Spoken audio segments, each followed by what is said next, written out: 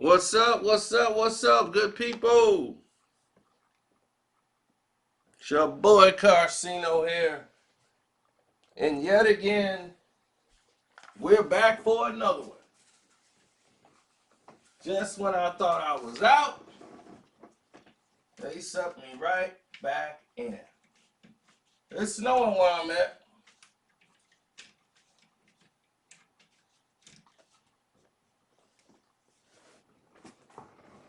Snowstorm came through and had to remind us, hey, wait a minute.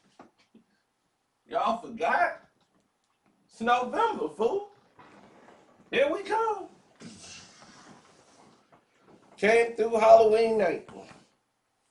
Now I could go back outside because all these lunatics out there dressed up in costumes. Nah. That's an open pass for somebody to take care of their enemy. Those are the days I sit down. All the way down. Now, let's hop along to it. Let's get to the grease. Big Sean. Big Sean has been one of those artists that it's kind of hard to talk about his career. You know that? You know why it's been hard? Big Sean is somebody you always felt didn't reach their full potential. And you don't know why. And that's kind of bothering. You're like, why are you not as big as you should be, Big Sean? Your name is Big Sean. You should be big. Lyrical skills and delivery is amazing. Then you look at all the things that he's accomplished in a short period of time, and you're like, man, this dude is more successful than anybody on the label.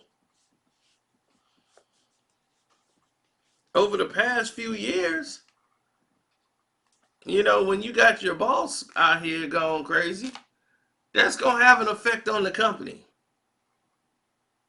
You got Pusha out here paranoid, running on stage. Somebody coming to hug him, he jumping to punch him. He's so paranoid. He thinking everybody Drake. Man, you tripping, Push? What's up with you? Man, I thought you was Drake. Ugh. Dude, I'm not Drake. I can't be sure, man. You got an OVO patch on you, man? Turn around. That dude's life is messed up now. He's all screwed in the head. So the only guy there to keep it together, everybody else is basically gone. Like Common doing his thing, everybody gone.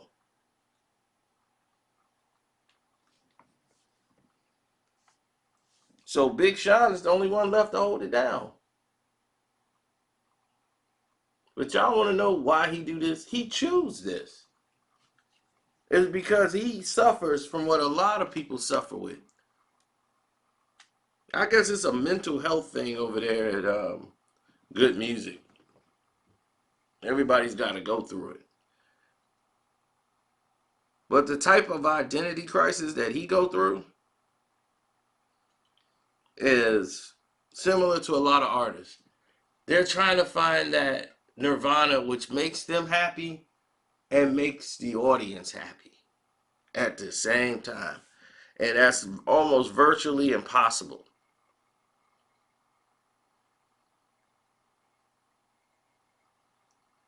He's been building himself up to try to be a man and be the best version of himself. You know? And that's all he want to do. He wants to be the very best version of himself. That's it. So he's been going through a grown man growing process. He just hit 30, and he moved into this big house in Beverly Hills, and it was a Slash house from what's his name, Guns N' Roses, and that used to be his crib, and it's a big crib over there. It's right next to a bunch of skateboard guys. You know, they all got that big house over there, and that guy Maul hangs out next door. So it's funny, but anyway, he had the big house and he wasn't happy. And he's like, I had that house, and to him, it was the most unhappiest he had ever been in his life.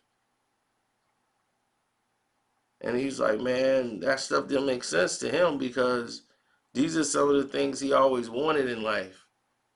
And he realized that these things are just conditional, you know, and they don't give him that unconditional love that he was looking for. And it comes to a point where you realize that the house, the cars, and everything that you wanted, that's just a temporary fix. So, of course, on this new album, Don Life, that he got, he talks about a lot of family issues, a lot of growth, and he always going to give you some diversity. Now, his favorite song on the album is a song called Wolves, which is all about his family and how his grandma and all them, they're a bunch of wolves. He got ASAP Rocky on it a little bit, and then he got Post Malone on there. He said ASAP had a verse on it, but they took it off because ASAP, they just said, man, we're going to use this for another song where your verse would fit. He saw Post at the restaurant and was like, yo, you want to get on this track? I'm going to send it to you. He was like, all right, send it to me. So Post Malone got on there and he was like, man, it came out perfect. It's like my favorite song on there.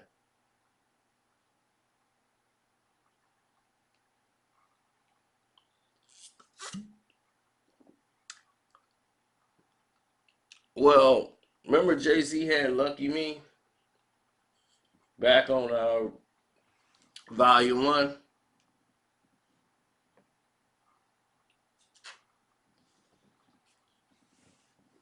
which was dealing with the facts of success, of being a successful artist and all this stuff, and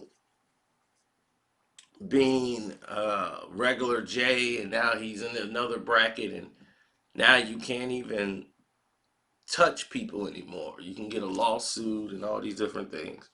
So Big Sean made a Lucky Me. And on that one, he's, questioning and realizing people that love you in 1 minute hate you the next. And it's just so many times he's been counted out, in other people's opinions. And they're making, people's opinion is always changing on you. But you always had a power as an MC to tell your story. You know, that's something you could always do. And sometimes he admitted, he always didn't have the confidence to just do that and do what he felt in his heart to do. He's like, I just, realized that you can't just let everybody make you feel a certain way. Just be in control of your own happiness and control of your own life. And that's what he was fighting for. So that lets you know that there's some influences, Kanye West, that's been in his life that has made him do certain things he just wasn't comfortable with. But he's doing it because he thinks this is what his fans want. My fans want this, my fans want that. And he's trying to please them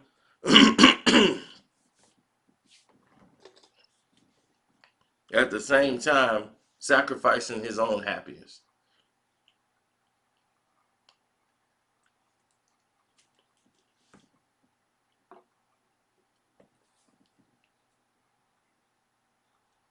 And that's where the crosswords is for an artist. The cheers and jeers of social media wears on an artist and weighs them down.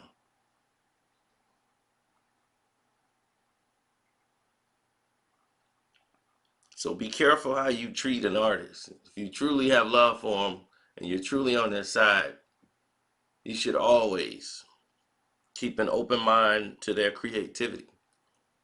You might not like all the songs, but that don't mean you have to run them into the ground because you don't like a song.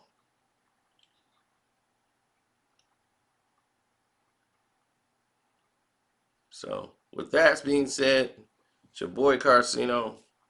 I'm out.